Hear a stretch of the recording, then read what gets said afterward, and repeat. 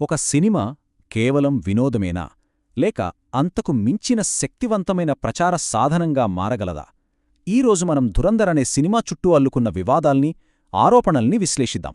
అసలిందులో నిజంగా వాస్తవాల్ని వక్రీకరించారా లేక ఇది కేవలం కళాత్మక స్వేచ్ఛ కిందకి వస్తుందా?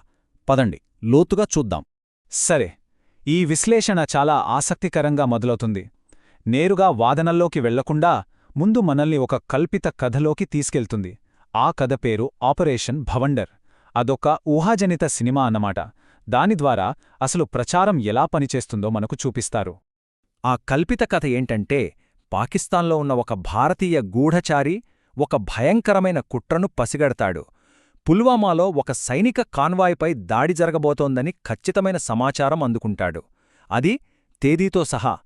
ఇది కేవలం సమాచారంగాదు, ఒక ప్రాణాంతకమైన హెచ్చరిక. అలా ఒకటి కాదు, రెండు కాదు, ఏకంగా 11 సార్లు హెచ్చరికలు పంపుతాడు. ఆ సమాచారం నేరుగా దేశంలోనే అత్యున్నత స్థాయి అధికారుల దగ్గరకు వెళ్తుంది. అయినా సరే ఏమీ జరగదు.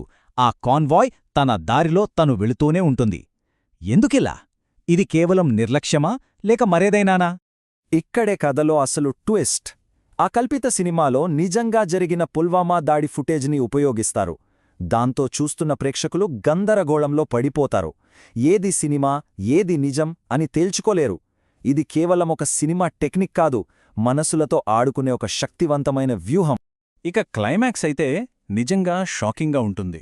ఆ గూఢచారికి ఒక ఆడియో రికార్డింగ్ దొరుకుతుంది.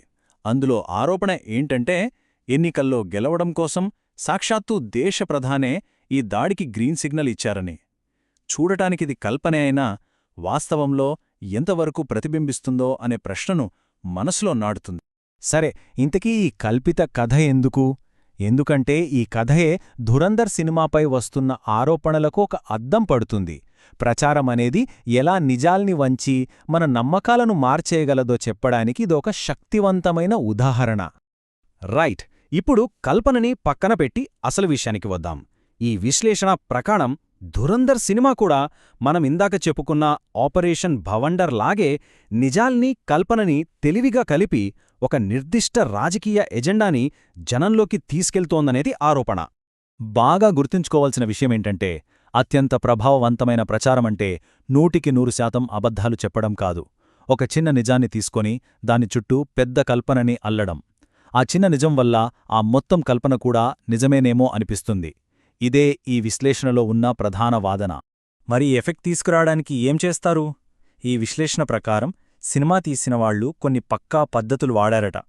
ఆ ప్రచార ప్లేబుక్లో ఉన్న కొన్ని ముఖ్యమైన టెక్నిక్స్ ఏంటో ఇప్పుడు చూద్దాం. ప్రచారమనేది ఒక విషం లాంటిది అంటారు కదా.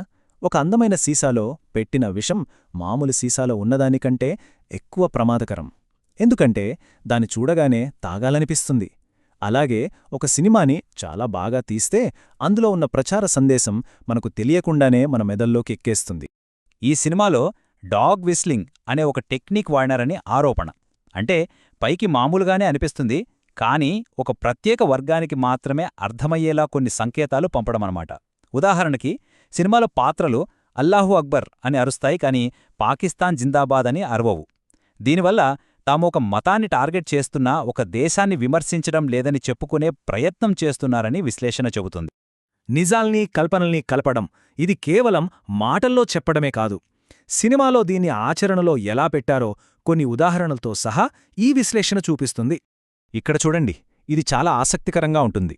ఎడమవైపున వాస్తవాలున్నాయి. ఒక గ్యాంగ్స్టర్ ఎన్కౌంటర్లో చనిపోయాడు.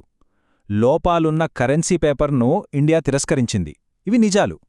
కాని కుడివైపున సినిమాలో చూపించిన కల్పన ఉంది. ఆ గ్యాంగ్స్టర్ చావు వెనుక మన ఏజెంటున్నాడని, ఆ తప్పుడు ప్రింటింగ్ మషీన్ను మనమే కావాలని పంపామని చూపించారు. చూశారా, ఒక చిన్న మార్పుతో ఒక మామూలు సంఘటన ఎలా ఒక పెద్ద అంతర్జాతీయ కుట్రగా మారిపోయిందో. ఈ టెక్నిక్ని యాంకరింగ్ అంటారట. అంటే కథకి కొన్ని నిజమైన సంఘటనల్ని యాంకర్లాగా వేయటం. అలా చేయటం వల్ల ఆ కథలో చెప్పే మిగతా కల్పనలు కూడా నిజమేనేమో అని నమ్మేలా చేస్తారు. ఆ నిజమైన లంగరు అబద్ధాల పడవను కొట్టుకోకుండా ఆపుతుందన్నమాట. అయితే ఈ టెక్నిక్స్ అన్నీ కేవలం కథని రక్తి కట్టించడానికే కాదు. దీని వెనుక ఒక నిర్దిష్ట రాజకీయ లక్ష్యముందని ఈ విశ్లేషణ వాదిస్తోంది. అదేంటంటే జాతీయ భద్రతా వైఫల్యాలకి సంబంధించిన నిందను ప్రత్యర్థుల మీదకు నెట్టడం. ఇదే ఈ విశ్లేషణలో చాలా కీలకమైన పాయింట్. చూడండి, ఇంటెలిజెన్స్ వైఫల్యాలు జరగొచ్చు. అది అధికారుల అసమర్థత కావచ్చు, లేదా సిస్టంలో లోపం కావచ్చు. కాని ఈ సినిమా దాన్ని ఒక అడుగు ముందుకు తీసుకెళ్లి అది కావాలని చేసిన దేశద్రోహం అని సూచిస్తుంది. అంటే ఫెయిల్యూర్ వేరు, దేశద్రోహం వేరు. సినిమా ఈ రెండిటి మధ్య ఉన్న గీతను చెరిపేసిందనేది ఆరోపణ. కాని ఒక్కసారి మనం చరిత్ర చూస్తే ఈ ఇంటెలిజెన్స్ వైఫల్యాలు అనేవి ఏ ఒక్క ప్రభుత్వానికో పరిమితం కాదు గదా. కాందహార్ హైజాక్ నుండి కార్గిల్, ఉరీ, పుల్వామా వరకు వేర్వేరు ప్రభుత్వాల హయాంలో ఇలాంటి లోపాలు జరిగాయి. మరి అలాంటప్పుడు ఇదొక పార్టీ సమస్య ఎలా అవుతుంది? ఇది వ్యవస్థాగత సమస్య కదా. ఒక వైఫల్యాన్ని దేశద్రోహంగా చిత్రీకరించడం ఎంతవరకు కరెక్ట్? ఇక్కడ ఒక ప్రాథమిక సూత్రాన్ని మనం గుర్తుంచుకోవాలి. అసాధారణమైన ఆరోపణలు చేసేటప్పుడు అసాధారణమైన ఆధారాలు చూపించాలి. అంతేకాని అసమర్థతను, దేశద్రోహాన్ని ఒకే గాటన కట్టడం నిప్పుతో చెలగాటమాడటం లాంటిది. ఇది మన రాజకీయ వాతావరణాన్ని విషపూరితం చేస్తుంది. ఇక ఈ సినిమా ప్రభావం కేవలం రాజకీయాలతోనే ఆగిపోదు. మన సమాజంపై, మీడియాపై కూడా దీని ఎఫెక్ట్ చాలా కాలం ఉంటుందని ఈ విశ్లేషణ హెచ్చరిస్తోంది.